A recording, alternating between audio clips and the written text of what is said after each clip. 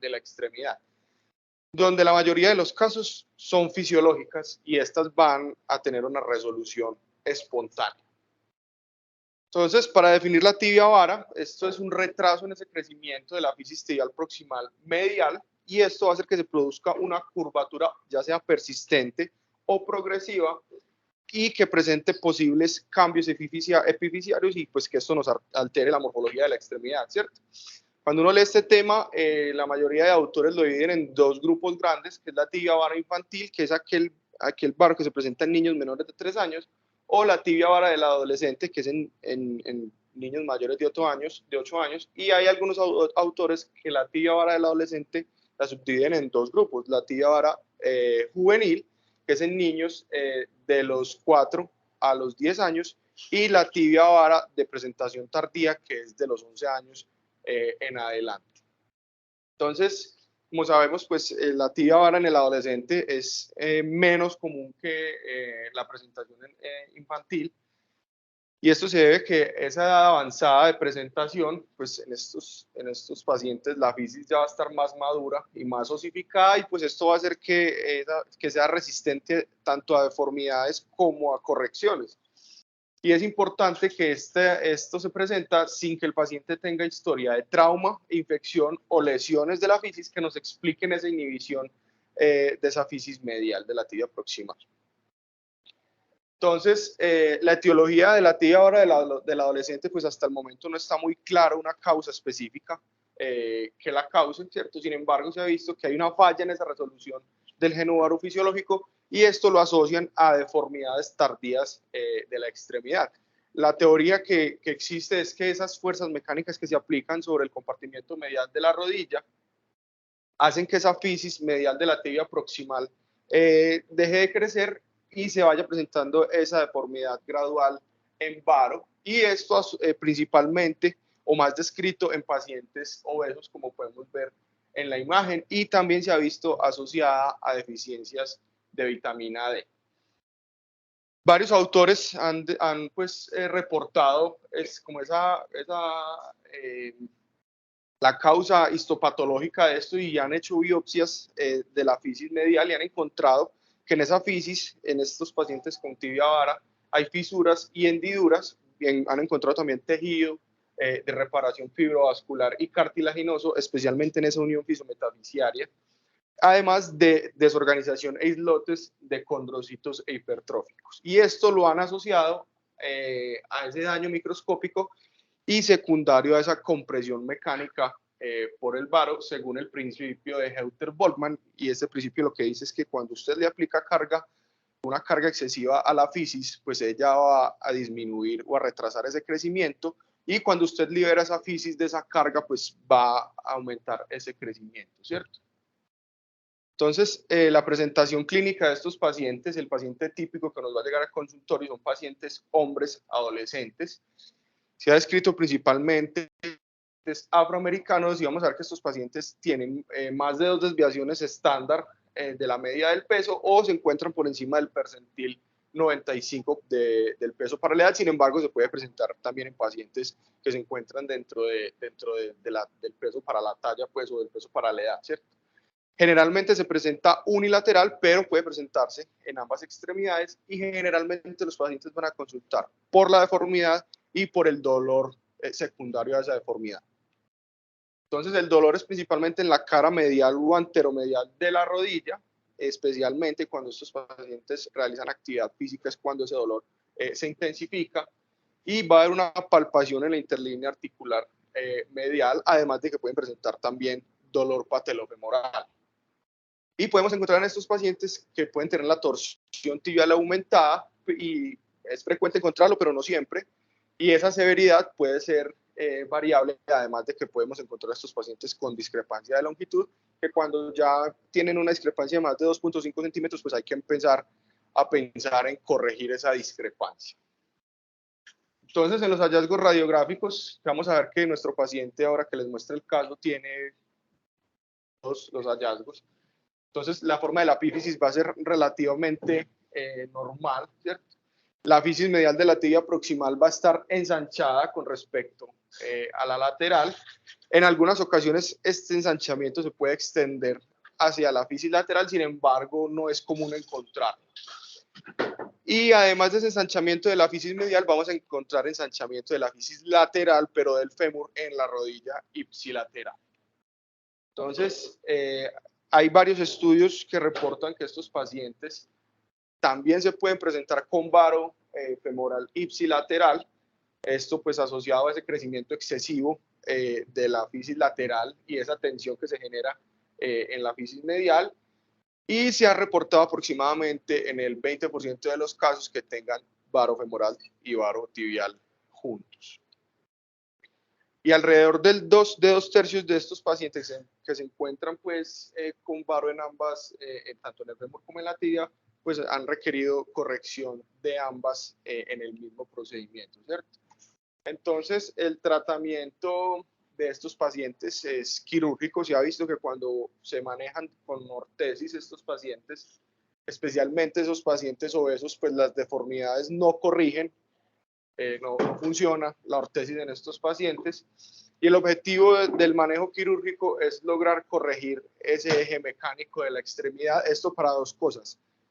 Primero, pues lograr restablecer el crecimiento de la fisis siempre y cuando esa fisis tenga un potencial de crecimiento, ¿cierto? Y no menos importante, evitar la artrosis degenerativa del compartimento medial de la rodilla en un futuro. Entonces, dentro de las opciones que tenemos para el manejo de la tibia vara, tenemos pues las osteotomías, donde la osteotomía tibial alta es como la que más mencionan ellos, que utilizan, pues, o los autores que leí, que utilizan cuando la fisis ya no tiene potencial de crecimiento o poco potencial, ¿cierto? Y con este tipo de procedimientos, pues llevarlo al eje mecánico, el eje mecánico a neutro, pues va a ser suficiente para lograr corregir esa alineación, y esto nos va a permitir restablecer ese crecimiento de la fisis y evitar recurrencias, ¿cierto? Es importante tener en cuenta que cuando esa fisis tiene algún potencial de crecimiento, si hacemos este tipo de procedimientos, pues podemos generar un cierre prematuro de esa extremidad, por lo que en este tipo de pacientes está contraindicado llevarlos a una sobrecorrección. La técnica más utilizada, pues, o lo que encontré que decían los autores, es que la osteotomía baldizante más fijación interna es la más comúnmente utilizada cuando es solamente la tibia, y la alineación esperada o la meta donde queremos llevar ese eje mecánico, pues lo debemos lograr en el intraquirúrgico, porque ya después pues, no se deja corregir la deformidad fácilmente. Y el varo del fémur distal, cuando tiene más de 5 grados por encima de ese valor normal, pues ya debemos pensar también en corregirlo. Otro método que mencionan en la literatura es la realineación con el fijador externo, especialmente con el Ilizarov. Este tipo de fijación nos permite mantener esa corrección angular luego de realizar la osteotomía, y nos permite pues mantener la osteotomía en múltiples, corregir pues múltiples niveles. Podemos realizar también correcciones mediante corticotomías de tibia, utilizando el de extracción y osteogénesis, y nos permite además corregir esa discrepancia de longitud en caso de que sea necesario. Entonces, con este método, pues con una buena planificación, una buena técnica y una rehabilitación cuidadosa, pues se ha visto que se logra corregir de manera exitosa este tipo de deformidades graves. Y finalmente, pues la otra técnica que mencionan es la de epifisiodesis, donde la fisis medial puede estar lesionada, pero pues aún puede tener potencial de crecimiento. Entonces, en estos casos lo que se hace es una epifisiodesis de la tibia proximal lateral, que puede ser abierta o percutánea, y con esto pues retrasar ese crecimiento de esa fisis lateral, dentro de las cuales lo podemos realizar o con una grapa o con placas con tornillos, que aunque tienen el mismo fin, pues funcionan de manera algo diferente, donde la grapa lo que hace es una fuerza compresiva sobre esa fisis, distribuye pues esa carga sobre toda la placa y cierra pues la fisis, ¿cierto? Mientras que la placa, esta funciona es como una restricción fisiológica, no comprime la fisis, retrasa simplemente el crecimiento del lado donde hicimos la fisiodesis, para que el otro lado pueda continuar su crecimiento y corregir esa deformidad angular. Y finalmente, pues voy a hacer un breve repaso sobre cómo realizar el test de malalineación en el plano coronal, basados pues en el libro del doctor Dror Paley. Entonces, el paso inicial para realizar el test de malalineación es medir el MAD, que es ese eje mecánico de toda la extremidad. Lo que vamos a hacer es que vamos a trazar una línea desde el centro de la cabeza del fémur hasta el centro del tobillo, y esa línea va a pasar, vamos a ver pues por dónde pasa esa línea, en la rodilla, en el centro de la rodilla, ¿cierto? Y esa distancia la vamos a medir, o sea, la línea con respecto al centro de la rodilla, esa distancia nos va a decir si la rodilla está en varo o en valgo. Entonces, cuando está menor a 0 grados o está negativo, pues nos habla de que la rodilla tiene una deformidad en valgo. Cuando está de 0 a 15 milímetros, en el libro hablan que es medial, pero pues como sabemos, actualmente se utilizan los valores de 0, más o menos 3 milímetros, ya sea hacia medial o hacia lateral. Y cuando la distancia, pues esa medida es mayor a 15 milímetros, según el libro, pues ya nos habla de varo, pero como les dije, más de 3 milímetros o menos de 3 milímetros. Luego vamos a medir el ángulo lateral distal femoral mecánico. Con este lo que vamos a hacer es trazar el eje mecánico del fémur y vamos a trazar la línea de orientación articular del fémur. Entonces lo mismo, se traza un punto en el centro de la cabeza femoral y se traza la línea de orientación que es en la parte convexa de los cóndilos femorales, y vamos a trazar el punto central de la articulación, que generalmente es en el centro del surco intercondíleo, ¿cierto? Y vamos a trazar ese eje mecánico trazando una línea de punto a punto, y con esto vamos a ver o a medir el ángulo lateral distal femoral, que cuando es menor a 85 grados, pues nos habla de que el fémur está valgo. Entre 85 y 90 grados se encuentra, es el rango de normalidad, pues, y mayor a 90 grados habla de que el fémur está varo. Luego vamos a medir el ángulo medial proximal, que es un ángulo pues correspondiente, si no estoy mal que se dice así, pues con el lateral distal femoral. Entonces se traza el eje mecánico de la tibia, que es paralelo al eje anatómico, entonces se utiliza el mismo trazo, ¿cierto? Y vamos a trazar la línea pues de orientación articular de la tibia, que se debe trazar sobre la parte más esclerótica de los platillos tibiales o por debajo del hueso de la imagen del hueso subcondral. Esto nos va a dar ese ángulo medial proximal tibial, donde los valores son menor a 85 grados varo de la tibia, entre 85 y 90 grados se encuentra en el rango normal, y más de 90 grados nos habla del valgo de la tibia. Luego vamos a medir el ángulo de orientación articular, que se trazan entonces la línea de orientación articular del fémur, como ya les mencioné, y la línea de orientación articular de la tibia proximal. Los valores de este ángulo van a ser más de 2 grados hacia medial, nos va a hablar de que hay un varo articular. Entre 0 y 2 grados es el rango de normalidad, y más de 2 grados hacia lateral nos habla de que el paciente tiene un valgo articular. Hay que tener en cuenta que al trazar los dos puntos centrales de las líneas de orientación articular, pues la articulación puede presentar alguna subluxación, y esto pues también nos va a hablar de esa orientación articular, ¿cierto? Entonces, cuando esa distancia de subluxación entre el punto central de la rodilla y el punto central, del fémur y el punto central de la tibia está desplazado más de 3 milímetros hacia medial, esto nos habla que el paciente tiene un varo articular. De 0 a 3 milímetros es normal, y más de 3 milímetros hacia lateral el paciente tiene un valgo articular. Y cuando los cóndilos no están en la misma altura, pues, o no se logra trazar una línea sobre ambos cóndilos, ya sea los cóndilos femorales o los platillos, lo que hay que hacer es trazar una línea para cada uno de ellos, ya sea para cada cóndilo femoral o para cada platillo tibial. Y esto nos va a mostrar si hay pérdida de esa colinealidad, y hacia donde se pierda esa colinealidad, pues nos va a mostrar hacia dónde está inclinada la articulación, y esto nos va a hablar sobre si hay varo o algo articular. Para hablar sobre la cadera y el tobillo, pues también evalúa la mala orientación de la rodilla, pero como son los extremos del eje mecánico, su mala orientación no va a afectar mucho ese MAD, por lo que hay que evaluarlos de forma independiente. Entonces, en este caso,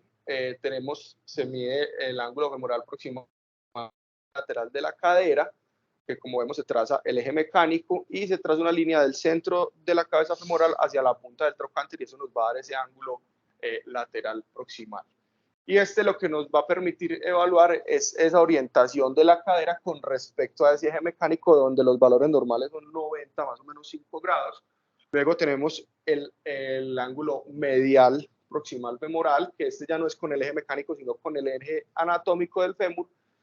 Y el rango de normalidad de es de 84 más o menos 5 grados. Y finalmente, pues el ángulo cervicodiaficiario, que ese nos va a permitir evaluar esa orientación con respecto del cuello con respecto al eje anatómico, donde su valor de normalidad es más o menos 130 más o menos 5 grados. Y finalmente la mala orientación o mala alineación del tobillo. En vamos a medir el ángulo lateral distal de la tibia, donde se utiliza la misma línea, el mismo eje anatómico de la tibia o mecánico es el mismo, y vamos a trazar la línea de orientación articular de la tibia distal, ¿cierto? Entonces aquí nos va a dar como resultado ese ángulo lateral, donde vamos a ver si ese ángulo es menor a 86 grados, nos habla de que el paciente tiene un valgo, que tiene valgo el tobillo. Entre 86 y 92 grados va a ser normal, y más de 92 grados pues nos habla de que el paciente tiene el tobillo con una deformidad en varo. Y finalmente, pues, para concluir lo que leí sobre el tema, pues la tibia vara en el adolescente es una patología que es idiopática. Hasta el momento pues no se conoce como una causa específica que haga que se presente esta patología, donde se asocia a pacientes obesos y también se asocia a deficiencias de vitamina D, que puede causar deformidades severas, donde en ocasiones se ve acompañado de varo femoral distal, y en estos casos pues, donde se presenta el varo femoral, pues se debe sumar su corrección para lograr esa alineación del eje mecánico. La viabilidad de la fisis nos va a hablar, pues, o nos va a decir qué tipo de tratamiento realizar, donde podemos escoger entre las osteotomías, ya sea con fijación interna o fijación externa, y en caso de que la fisis sea viable todavía, pues podemos elegir la miepifiziodesis, y finalmente, pues el manejo quirúrgico es el gold estándar para este tipo de pacientes, ya que el manejo no quirúrgico en estos casos no funciona. Entonces, para empezar el staff del día de